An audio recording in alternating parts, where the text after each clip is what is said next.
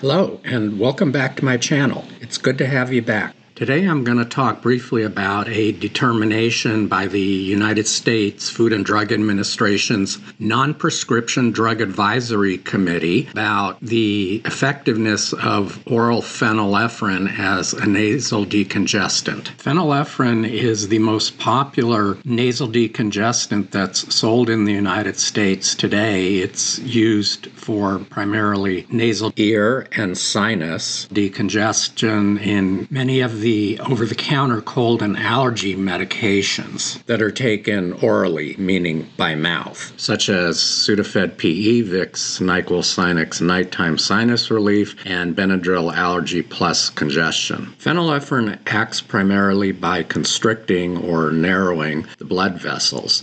It was previously thought that it acted as a decongestant by narrowing the blood vessels in the nose, the ears, or the sinuses. However, because of the way phenylephrine acts by narrowing the blood vessels, it can have side effects like insomnia, nervousness, and headaches, and it can even increase blood pressure. Note that the Food and Drug Administration Committee was not questioning the effectiveness of phenylephrine nasal sprays. Rather, they were just questioning the effectiveness of the form of this decongestant that's taken by mouth. Let's summarize what the Food and Drug Administration Committee found about oral phenylephrine. First, they found that oral phenylephrine at the recommended doses is not effective as a decongestant. This was the determination based when they considered the newest information about phenylephrine. They also found that oral doses much higher than the current recommended doses would not be effective in relieving nasal decongestion. In addition, they also found that an effective oral dose that's also safe was really not feasible. Fourth, they found that dosing every 4 hours,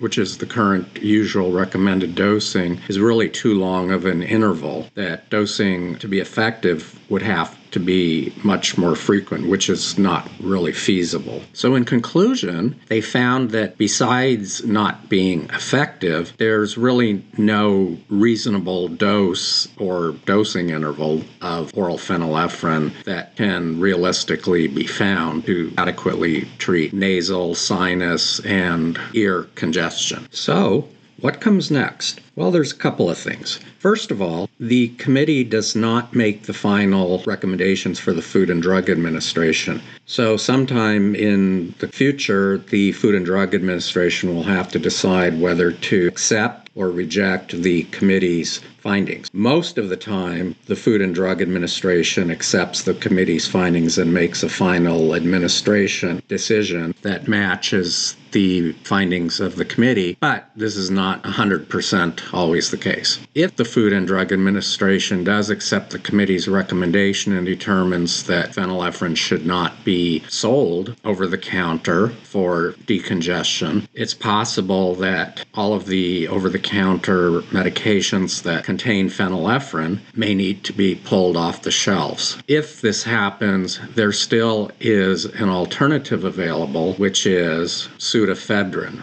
Pseudoephedrine is still available without a prescription as an oral medication to take for relief of decongestion, but the only trick is that its availability is what's known as behind the counter. In the early 2000s, it was found that this drug, pseudoephedrine, was being used to illegally make methamphetamine in home laboratories. So at that time, it was determined that although pseudoephedrine would be still available without a prescription, did require going to a pharmacy counter and presenting personal identification to obtain this medication. Nonetheless, this medication still is available behind the counter, usually without a prescription, if phenylephrine does get pulled off the shelves in the future. So that's a wrap-up for what's currently, as of the moment, going on with phenylephrine. I hope you found this useful. And as always, if you have any questions or concerns, always check with your own qualified medical health provider. And I thank you very much for your time and interest in my videos. And until we meet again in the next video, stay healthy.